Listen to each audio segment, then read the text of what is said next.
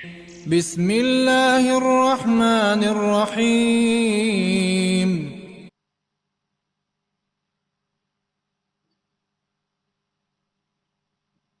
Assalamualaikum warahmatullahi wabarakatuh.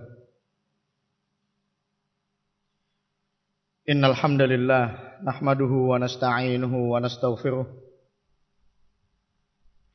wa na'udzu billahi min shururi anfusina wa min sayyiati a'malina. May yahdihillahu fala mudilla lahu wa may yudlilhu fala hadiya lahu. Ashhadu an la ilaha illallah wahdahu la syarika lahu wa ashhadu anna Muhammadan abduhu wa rasuluh sallallahu alaihi wa ala alihi wa ashabihi wa sallama tasliman katsira. Ya ayyuhalladzina amanu taqullaha haqqa tuqatih wa la tamutunna illa wa antum muslimun. Ya ayyuhan nasu taqu rabbakumul ladzi khalaqakum min nafsin wahidah wa khalaqa minha zawjaha وبث منهما رجالا كثيرا ونساء واتقوا الله الذي تساءلون به والأرحام إن الله كان عليكم رقيبا. يا أيها الذين آمنوا اتقوا الله وقولوا قولا سديدا يصلح لكم أعمالكم ويغفر لكم ذنوبكم ومن يطع الله ورسوله فقد فاز فوزا عظيما. أما بعد فإن أصدق الحديث كتاب الله وخير الهدى هدى نبينا محمد صلوات ربي وسلامه عليه وشر الأمور محدثاتها وكل محدثة بدعة وكل بدعة ضلالة وكل ضلالة في النار. أعاذني الله وإياكم من البدع ومن الشرك ومن الضلالة ومن النار. إخواني في الدين أعزني وأعزكم الله جميعا. Alhamdulillah, Allah subhanahu wa ta'ala masih memberikan kepada kita kesempatan fursah mubarakah insyaallah untuk kembali bertemu pada malam hari ini di salah satu dari rumah-rumah Allah Subhanahu wa taala, Masjid Zadul Ma'ad di Pondok Pesantren Ibnul Qayyim Harasahallah. Semoga Allah Subhanahu wa taala memberikan kita pahala yang besar, melipat gandakan pahala kita, memberikan kepada kita rahmatnya, dan memberikan kepada kita keberkahannya atas amalan ibadah yang kita kerjakan ini. Amin ya rabbal alamin. Ikhwani fid din, a'azzani wa a'azzakumullahu jami'an. Sebagaimana yang telah kita ketahui bersama, yang biasa malam ini adalah jadwal rutin kajian dari Ustadzuna Abu Muawiyah Askari hafizahullahu ta'ala.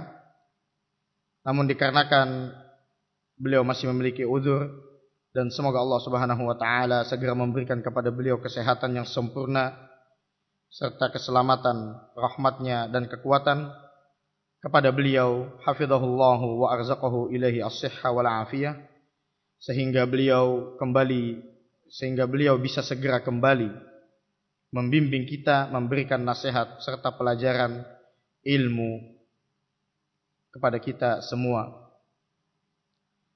Ma'asyiral muslimin, ikhwani fid din, rahimani wa rahimakumullah. Pada malam hari ini saya akan membacakan salah satu hadis dari hadis Nabi Muhammad sallallahu alaihi wasallam, yaitu hadis yang datang dari sahabat Abdullah bin Mas'ud radhiyallahu an.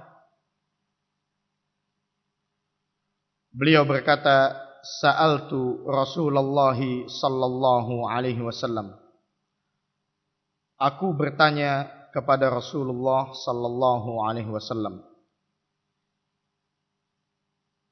ayyu dzambi a'zam?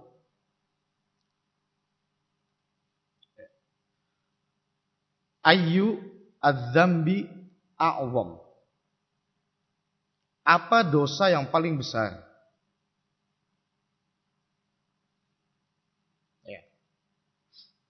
Sahabat Ibnu Mas'ud radhiyallahu anhu bertanya kepada Nabi sallallahu alaihi wasallam, apa dosa yang paling besar?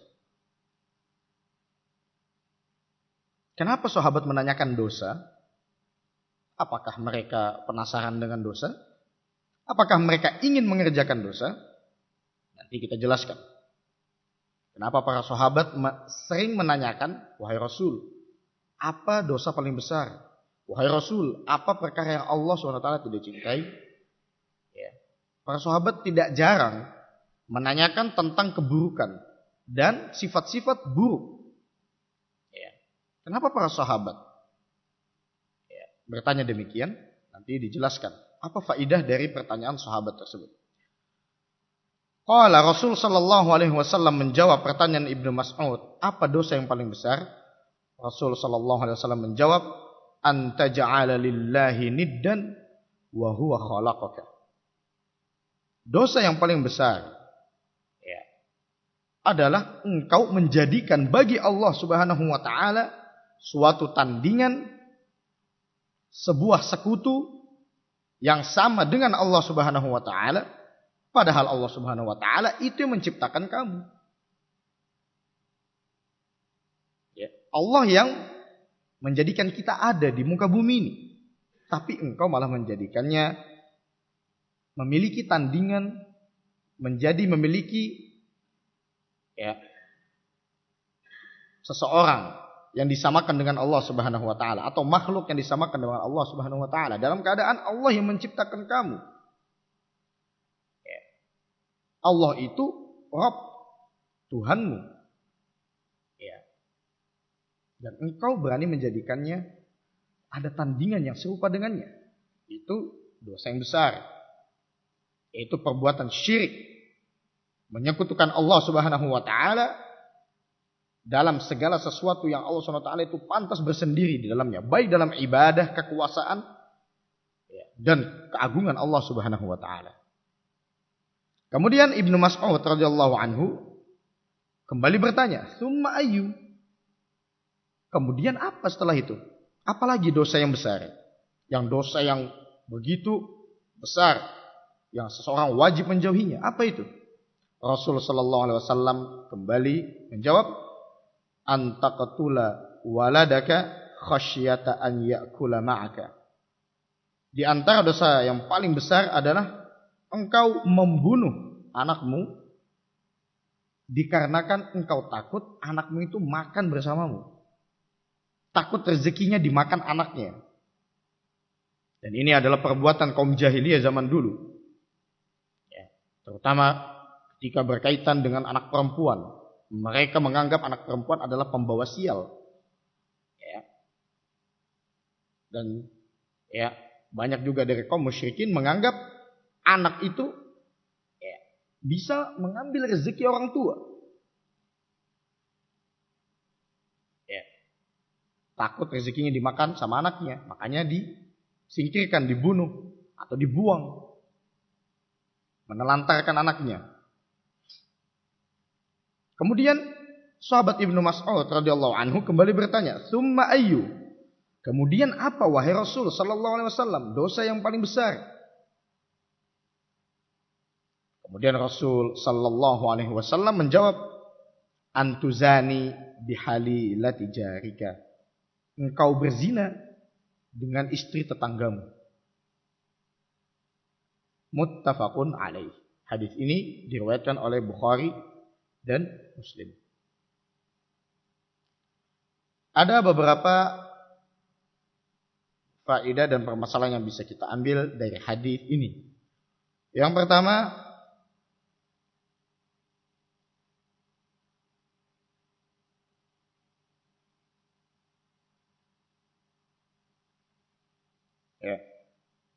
tentang Kenapa Ibnu Mas'ud radhiyallahu anhu bertanya kepada Rasul sallallahu alaihi wasallam tentang perkara dosa?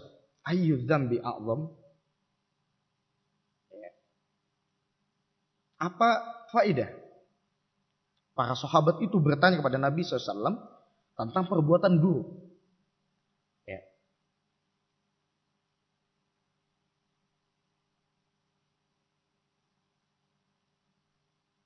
Ibnu Mas'ud ya radhiyallahu an, Asy-Syaikh Utsaimin rahimahullahu taala menjelaskan kenapa Ibnu Mas'ud radhiyallahu anhu menanyakan hal demikian pada Nabi sallallahu alaihi wasallam. Beliau berkata, Ibnu Mas'udin sa'ala marratan. Ibnu Mas'ud suatu ketika bertanya kepada Nabi sallallahu alaihi wasallam, ayyudz dzambi a'zam?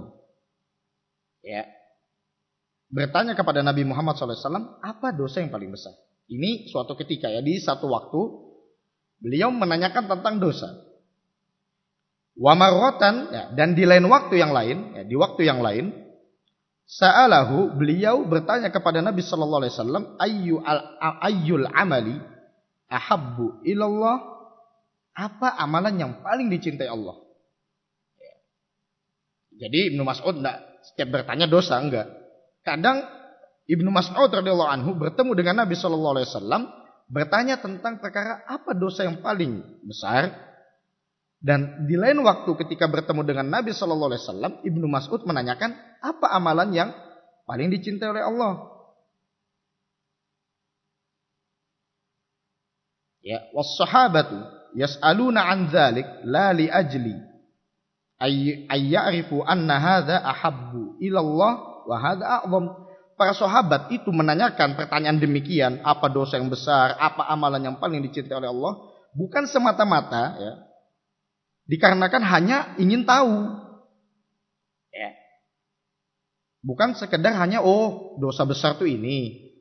Amalan yang paling Allah cintai ini. Bukan hanya sekedar mengetahui apa dosa yang besar dan apa amalannya Allah cintai. Bukan. Walakin min ajli an yajtanibuhu in kana dzamban. Akan tetapi para sahabat ya, mereka bertanya kepada Nabi Muhammad SAW tentang perkara ini, perkara dosa dan perkara amalan saleh kepada Nabi Muhammad SAW, itu dalam rangka untuk menjauhinya apabila perkara tersebut adalah dosa. Ketika para sahabat bertanya kepada Rasul apa dosa yang paling besar, tujuan mereka mengetahui supaya mereka tidak terjatuh ke dalam perbuatan itu, sehingga mereka tahu ini perbuatan dosa sehingga harus dijauhi. Wa an yaf'aluhu in kana ta'atan, dan mereka, tujuan mereka menanyakan tentang amalan soleh agar mereka bisa mengerjakan amalan tersebut ya, apabila yang mereka tanyakan itu berupa permasalahan tentang amalan soleh ya. Jadi ini tujuan mereka, para sahabat radhiyallahu anhum bertanya kepada Nabi sallallahu alaihi wasallam tentang perkara dosa dan perkara amalan soleh, yaitu tujuan mereka untuk menjauhi perkara tersebut apabila perkara tersebut adalah dosa, perbuatan buruk, perbuatan yang dilarang. Dan mereka akan mengamalkan perkara tersebut apabila yang ditanyakan itu adalah perkara ketaatan. Ya. Makanya tidak salah ketika seorang bertanya tentang keburukan.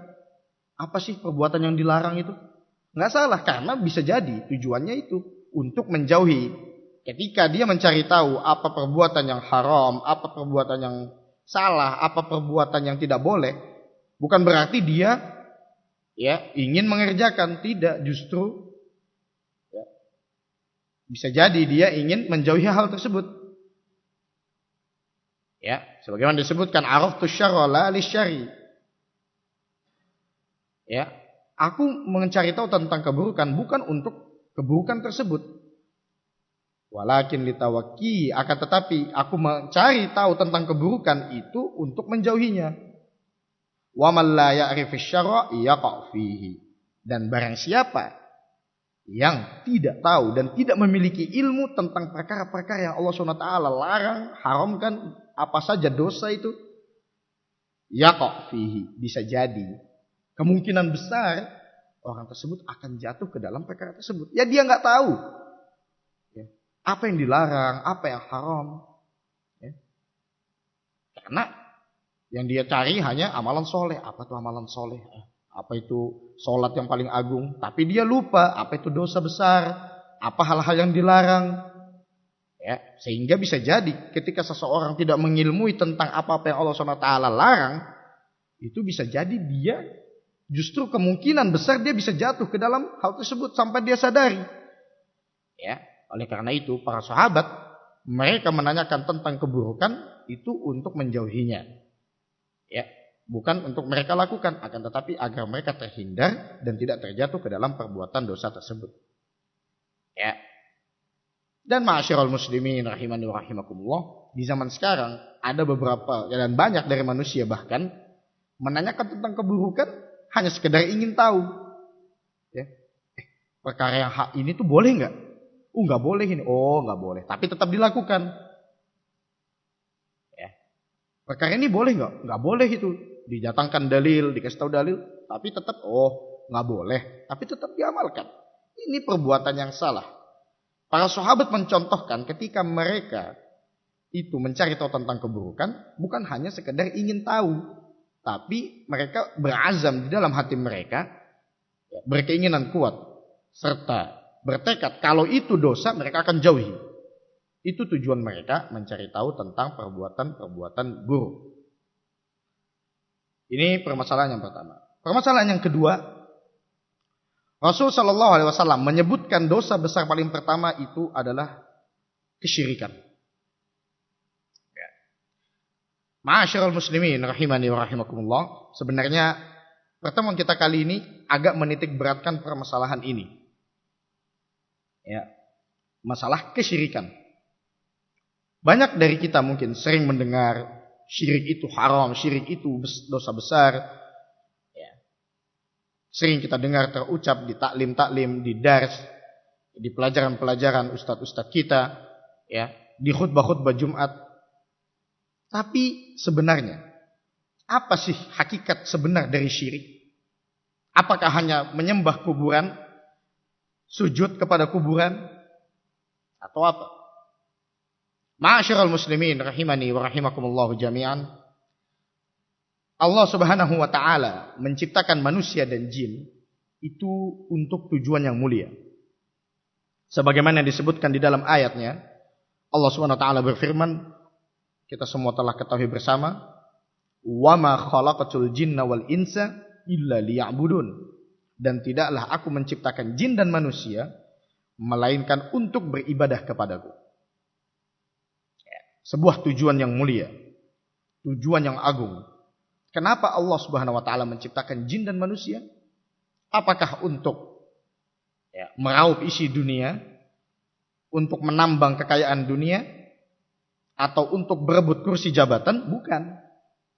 Illa liya'budun, tapi untuk beribadah kepada Allah Subhanahu wa taala. Allah menciptakan kita semua, manusia dari awal Adam alaihi salam hingga manusia terakhir nanti. Tujuan Allah SWT menciptakan itu tidak berubah.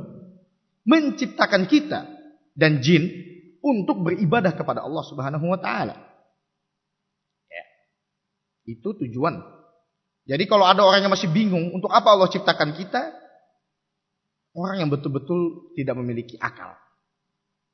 Karena dengan jelas Allah Subhanahu wa taala firmankan di dalam Al-Qur'anul Karim, tujuan diciptakan manusia itu untuk beribadah kepada Allah Subhanahu wa taala. Jika seorang bingung, galau misalnya, terpikir oleh sesuatu dan sampai kepikiran kita ini diciptakan untuk apa sih? Ya untuk beribadah kepada Allah Subhanahu wa taala. Mau buat apa lagi? Oleh karena itu ma'asyiral muslimin, rahimani wa rahimakumullah, tujuan kita itu diciptakan untuk beribadah. Oleh karena itu yang terpenting bagi kita di kehidupan kita itu adalah meningkatkan ibadah kita. Meningkatkan kualitas ketaatan kita kepada Allah Subhanahu wa taala.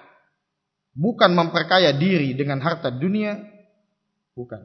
Tapi adalah meningkatkan kualitas ibadah kita, meningkatkan peribadatan kita kepada Allah Subhanahu wa taala, menjalankan perintah Allah, menjauhi larangannya, meningkatkan agama kita, kedekatan diri kita dengan Allah Subhanahu wa taala, meningkatkan tauhid kita, baik tauhid rububiyah, meyakini Allah Subhanahu wa taala adalah satu-satunya zat yang mengatur alam semesta ini, yang menguasai alam semesta ini, dan dialah yang maha kuasa atas segala sesuatu, maupun juga tauhid kita dalam hal uluhiyah, yaitu mengesahkan Allah Subhanahu wa taala dalam segala peribadatan apapun, baik itu peribadatan lisan maupun peribadatan badaniyah, baik itu peribadatan dalam hati, dan juga mengesahkan Allah Subhanahu wa taala dalam hal asma wa sifatnya, meyakini adalah Allah Subhanahu wa taala zat satu-satunya yang maha sempurna dan zat yang memiliki nama-nama yang baik serta sifat-sifat yang tinggi.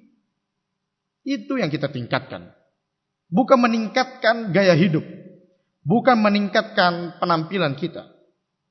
Dalam hadis yang disebutkan oleh Rasulullah sallallahu alaihi wasallam, "Innallaha la yanzuru ila ajsamikum wala ila suwarikum, walakin yanzuru ila qulubikum wa a'malikum." Allah Subhanahu wa taala itu sesungguhnya tidak melihat seorang hamba itu dari bentuk penampilan dan jasmani mereka.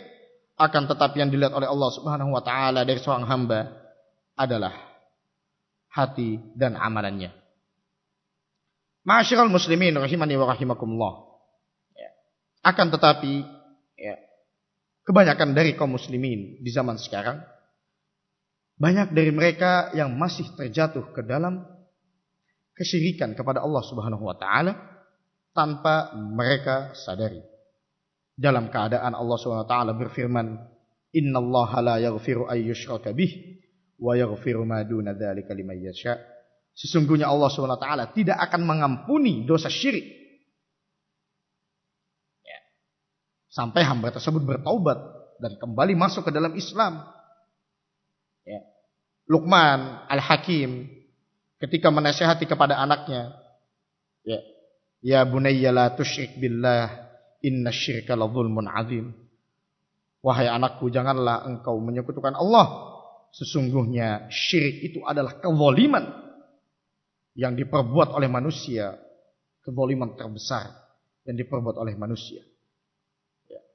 Zalim kepada Allah Subhanahu wa taala, yang mana harusnya Allah Subhanahu wa taala adalah satu-satunya zat yang wajib kita ibadahi, wajib kita berdoa kepadanya hanya satu-satunya, dan wajib kita yakini sebagai zat yang maha kuasa atas segala sesuatu. Kurang zalim apa seorang hamba yang berbuat syirik ketika dia menjadikan Allah memiliki sekutu? Kurang zalim apa seseorang ketika meyakini ada sesuatu yang berhak, lebih berhak atau sama berhaknya dengan Allah untuk didoai? Kurang zalim apa seorang hamba yang mana dia meyakini ada di sana makhluk yang sama maha kuasanya dengan Allah Subhanahu wa taala? Sama dalam mengetahui hal gaib, sama dalam mengetahui perkara-perkara yang hanya Allah Subhanahu wa taala mengetahui. Ini banyak di zaman sekarang orang-orang terjatuh ke dalam hal ini.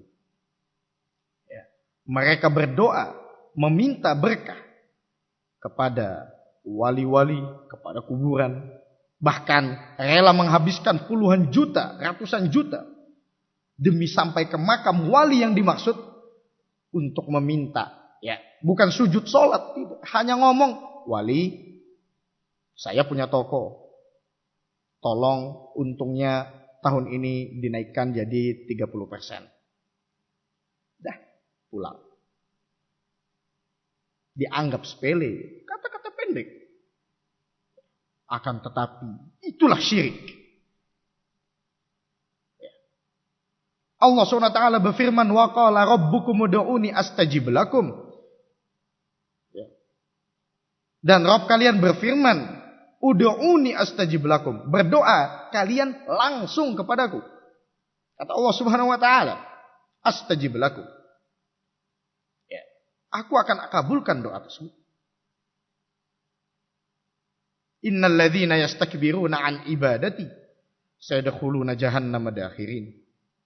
Dan barang siapa yang sombong dari berdoa kepadaku akan masuk dalam jahanam sebagai orang-orang yang hina. Allah berfirman di ayat yang lain, "Wa idza sa'alaka ibadi anni fa inni qarib ujibu da'watad da'i idza da'an." Dan ketika ketika hambaku itu meminta kepadaku, maka katakanlah kepada mereka, sesungguhnya aku itu dekat. Wa idza sa'alaka ibadi anni, dan ketika para hamba-hambaku bertanya kepada engkau wahai Muhammad sallallahu alaihi wasallam tentangku, fa inni qarib, maka jawablah sesungguhnya aku itu dekat. Ujibu da'watad da'i idza da'an. Aku itu mengabulkan doa orang-orang meminta kepadaku ketika mereka berdoa.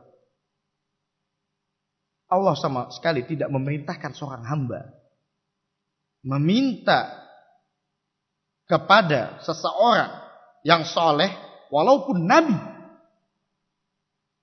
walaupun malaikat, dan siapapun makhluk yang paling dekat dengan Allah Subhanahu wa taala. Allah tidak memerintahkan kepada para hambanya untuk meminta kepada mereka. Akan tetapi Allah Subhanahu wa taala memerintahkan para hambanya untuk meminta langsung kepada Allah Subhanahu wa taala.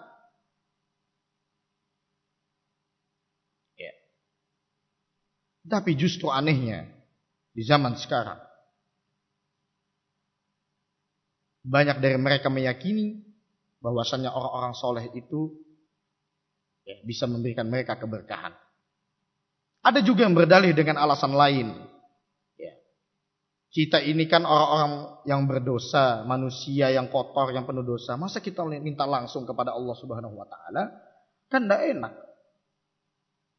Makanya kita meminta kepada orang soleh, kepada para nabi, kepada malaikat, para wali, itu sebagai menjadikan mereka sebagai perantara. Permintaan kita kepada Allah Subhanahu wa taala agar mereka menyampaikan kepada Allah, dikarenakan mereka orang soleh, orang yang suci. Ma'asyiral muslimin rahimani wa rahimakumullah. Ya. Kita orang-orang yang kotor. Kita orang-orang yang berdosa. Jauh derajat kita dibandingkan as-solihin, dibandingkan para aulia Allah, dibandingkan para malaikat, al-muqarrabin, wa nabiyyu mursal, dan para nabi yang diutus oleh Allah Subhanahu wa taala. Kita jauh derajatnya, seujung kuku aja tidak menyamai. Akan tetapi Allah Subhanahu wa taala tetap firmankan di dalam ayatnya, berdoa itu langsung kepada Allah Subhanahu wa taala. Justru alasan demikian disebutkan di dalam Al-Qur'an oleh Allah Subhanahu wa taala sebagai bentuk celaan. Di dalam Az-Zumar Allah Subhanahu wa taala berfirman, "Walladzina ittakhadhu min dunihi awliya ma na'buduhum illa liyuqarribuna ila Allahi zulfa innallaha yahkumu bainahum fima hum fihi yakhtalifun innallaha la yahdi man huwa kadzibun kafar." Sesungguhnya mereka orang-orang yang mengambil dari selain Allah Subhanahu wa taala sebagai wali, sebagai pelindung, sebagai orang yang diibadahi dan disembah dan dimuliakan, diagungkan secara berlebihan. Mereka mengatakan sesungguhnya mereka ini hanyalah sebagai perantara. Ma na'buduhum illa liyuqarribuna ilallahi zulfa. Kami tidak beribadah kepada mereka, tidak meminta kepada mereka, melainkan dengan alasan kami itu menjadikan mereka agar sebagai perantara kepada Allah Subhanahu wa taala.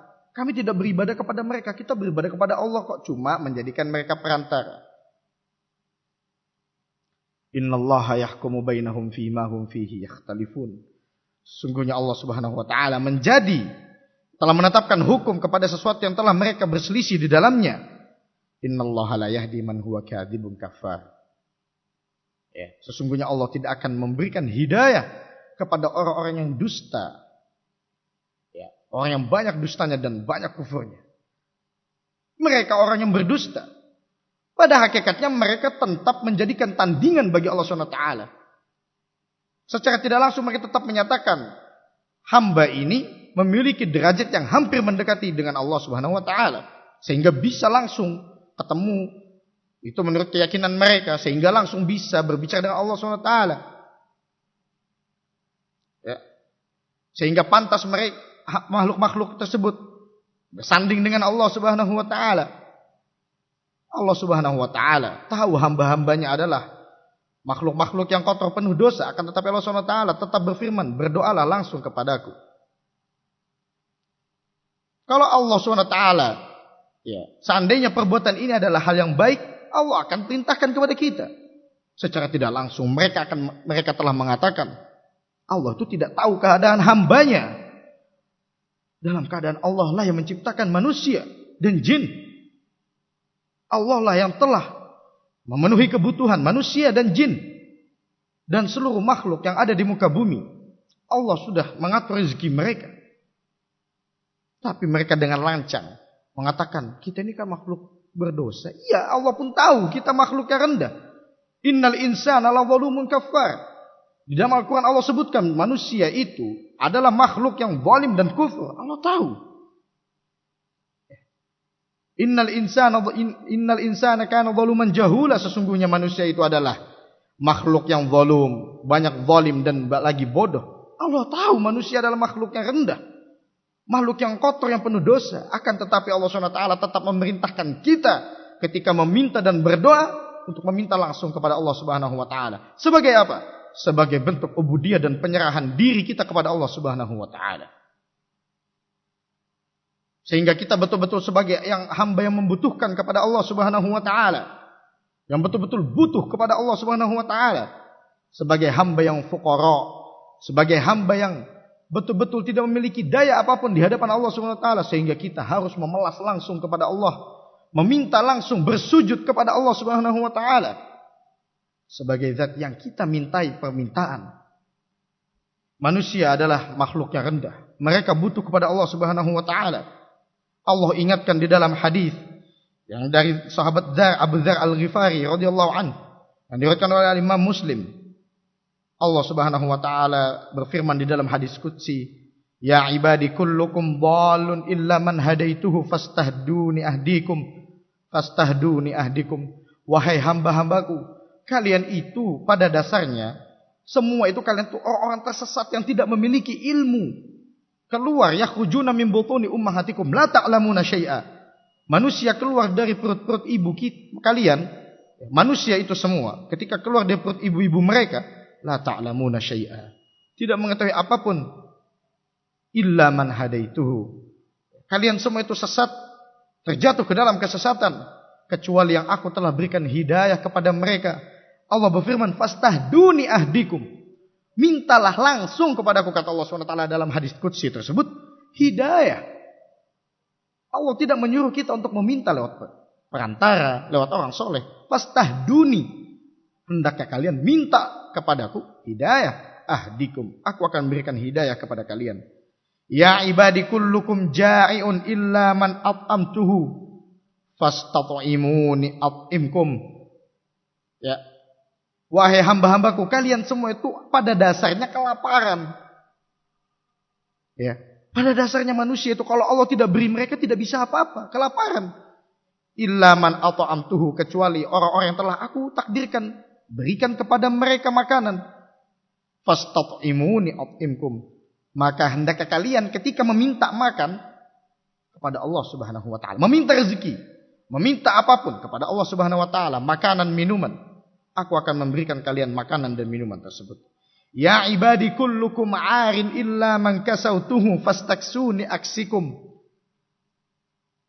Fastaksuni aksukum.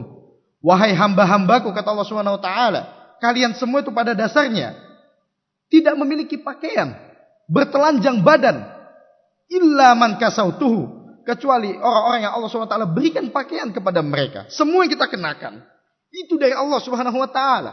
Fastaksuni aksikum. Maka mintalah pakaian kepadaku, kata Allah Subhanahu wa taala.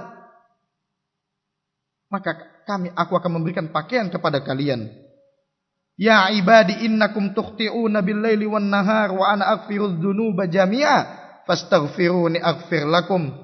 Wahai hamba-hambaku, kalian itu berbuat salah siang malam, Allah sebutkan.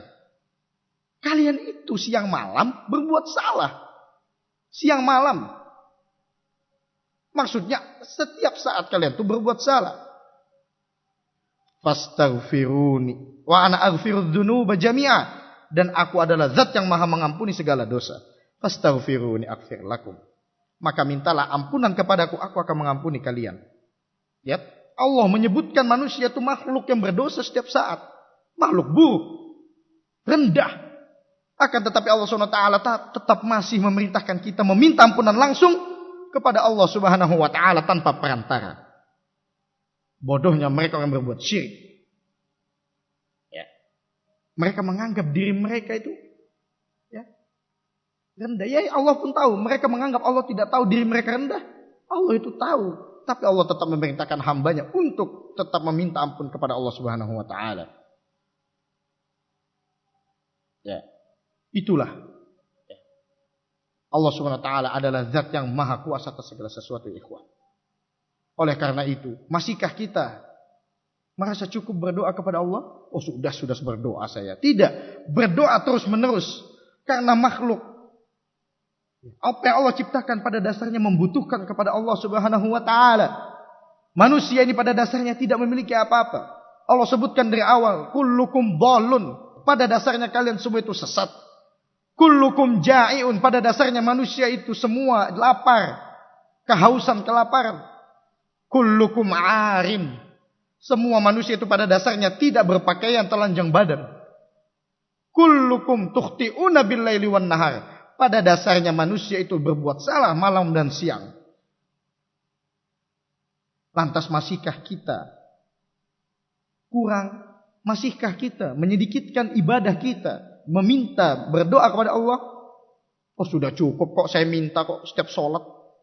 Setiap waktu minta kepada Allah Subhanahu wa taala. Setiap waktu itu kita butuh kepada Allah Subhanahu wa taala. Rezeki apapun yang kita dapatkan di dunia ini itu semua dari Allah Subhanahu wa taala. Tawakkalkan, gantungkan urusan kita kepada Allah Subhanahu wa taala. Ya.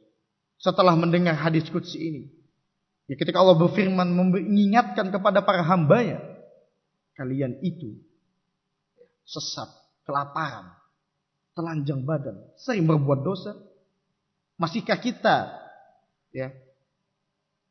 Masihkah kita enggan untuk meminta hidayah kepada Allah Subhanahu wa taala? Masihkah kita enggan untuk meminta makan dan minum kepada Allah Subhanahu wa taala? Masihkah kita enggan untuk meminta pakaian kepada Allah Subhanahu wa taala? Dan masihkah kita enggan untuk memperbanyak istighfar dan minta ampun kepada Allah Subhanahu wa taala? Setelah mengetahui fakta dan realita bahwasanya manusia itu pada dasarnya tidak memiliki apa-apa. Orang yang berbuat syirik sungguh sombong mereka. Sungguh lancang mereka kepada Allah Subhanahu wa taala. Oleh karena itu, jangan sampai kita terjatuh ke dalam perbuatan syirik tanpa kita sadari. Perbuatan syirik apapun, besar ataupun kecil, ya. Di antara perbuatan syirik kecil yang tanpa disadari oleh manusia sering terjatuh ke dalamnya adalah riya. Berbuat suatu amalan karena ingin dipuji dan dilihat oleh manusia. Secara tidak langsung dia menjadikan manusia sebagai tujuan untuk ibadahnya. Mirip dengan orang berbuat syirik yang beribadah kepada selain Allah. Dia menjadikan manusia, pujian manusia sebagai tolak ukur ibadah dia. Ya. Inna akhwafa ma akhafu alaikum asyirkul asghar arya. Rasulullah SAW bersabda, hal yang paling aku takutkan menimpa kalian adalah perbuatan syirik kecil, yaitu arya. Ya. Oleh karena itu Nabi Muhammad SAW membimbingkan kepada umatnya sebuah doa. Allahumma inni a'udzubika an usyrika bika wa ana a'lam wa astaghfiruka lima la a'lam. Ya Allah, aku berlindung kepada Engkau ketika aku berbuat syirik dalam keadaan aku tahu kalau itu perbuatan syirik. Wa astaghfiruka lima la a'lam, dan aku bertaubat dan meminta ampun kepada Engkau ya Allah terhadap perbuatan syirik yang aku tidak ketahui. Sebuah doa yang harus seorang hamba minta di setiap apapun agar dijauhkan dari perbuatan syirik yang dia ketahui, ya, ataupun yang tidak dia ketahui, ya. Sehingga kita terjaga iman kita, agama kita. Apalagi di zaman yang semakin mendekati akhir zaman, semakin mendekati hari kiamat, dan zaman yang semakin jauh dari zaman nubuwah. Yang mana kebanyakan orang-orang yang berbicara di zaman sekarang, mereka adalah arwaibulah, orang yang tidak memiliki ilmu, akan tetapi sok berbicara tentang urusan umat manusia. Yaitu ya, ketika sebuah zaman semakin mendekati hari kiamat, baina yadaya sa'ati sinnuna khadda'ah, ketika akan datang suatu masa, tahun-tahun yang penuh dengan tipuan, yuttahamu fihal amin wa yu'tamanu fihal muttaham, di mana pada masa itu akan diragukan orang-orang yang terpercaya dan akan dipercaya orang-orang yang meragukan. Orang-orang yang asalnya mereka adalah orang jujur dianggap pendusta. Orang-orang yang pada asalnya mereka adalah pendusta justru disanjung dan dianggap sebagai seorang pahlawan. Sebagai seorang yang pantas mengurusi urusan umat. Wa yantiqu fiha arwaibidah. Dan akan berbicara pada zaman itu, di zaman penuh kehancuran tersebut, tahun-tahun penuh penipuan, di mana pada zaman tersebut semua sudah diputarbalikkan, akan turut berbicara, ikut meramaikan dan merusak keadaan arwaibidah. Para sahabat bertanya, wa marwaibidah tu ya Rasulullah? Apa itu arwaibidah wahai Rasulullah? Rasul menjawab, as-safih yantiqu fi amril ammah. Orang bodoh yang berbicara tentang urusan umat manusia. Ma'asyiral muslimin rahimani wa rahimakumullah. Banyaknya terjadi mereka orang-orang yang terjatuh ke dalam kesyirikan di zaman sekarang dikarenakan orang yang demikian. Banyak dari kalangan orang yang berceramah di hadapan manusia mengatakan, oh boleh kok minta kepada wali. Itu kan mereka sebagai perantara kita. Orang-orang yang dianggap berilmu berbicara tanpa ilmu. Ma'asyiral muslimin rahimani wa rahimakumullah. Semoga Allah Subhanahu wa taala menjauhkan kita, keluarga kita dan kerabat kita serta orang-orang di sekitar kita dari perbuatan syirik. Baik yang itu kita ketahui dan tidak kita ketahui. Baik itu perbuatan syirik akbar dan asghar. Ya, sehingga kita termasuk dari orang-orang yang tidak berbuat syirik. Dikarenakan orang berbuat syirik, Allah SWT sudah mengancam tidak akan mengampuni dosanya kecuali dengan taubat. Ya, semoga Allah SWT mengokohkan agama kita, mengokohkan iman kita, dan menjadikan termasuk dari hamba-hambanya yang senantiasa berpegang teguh dengan kitabullah dan sunnah nabinya. Alafu minkum, atas panjangnya yang ana bahas. Dan hadisnya memang belum selesai, akan tetapi memang tujuan ana di malam ini untuk menitik beratkan pada poin ini tentang permasalahan kesyirikan. Ma'asyiral muslimin rahimani wa rahimakumullah. Perbanyak doa, meminta kepada Allah SWT dikarenakan kita adalah hamba yang lemah. Tentunya dengan tetap berikhtiar dan mengambil sebab dan gantungkan tawakal kita kepada Allah Subhanahu wa taala sehingga kita menjadi hamba-hamba Allah SWT yang senantiasa tunduk kepada Allah dan senantiasa beribadah hanya kepada Allah Subhanahu wa taala. Naktafi bihadza. Mohon maaf apabila ada kata-kata yang kurang berkenan. Apabila ada benarnya maka dari Allah Subhanahu wa taala, dan apabila ada salahnya maka datangnya dari ana pribadi dan dari syaitan. Wastaghfiruhu wa atubu ilaik. Subhanakallahumma bihamdik asyhadu an la ilaha illa anta astaghfiruka wa atubu ilaik. Wassalamualaikum warahmatullahi wabarakatuh.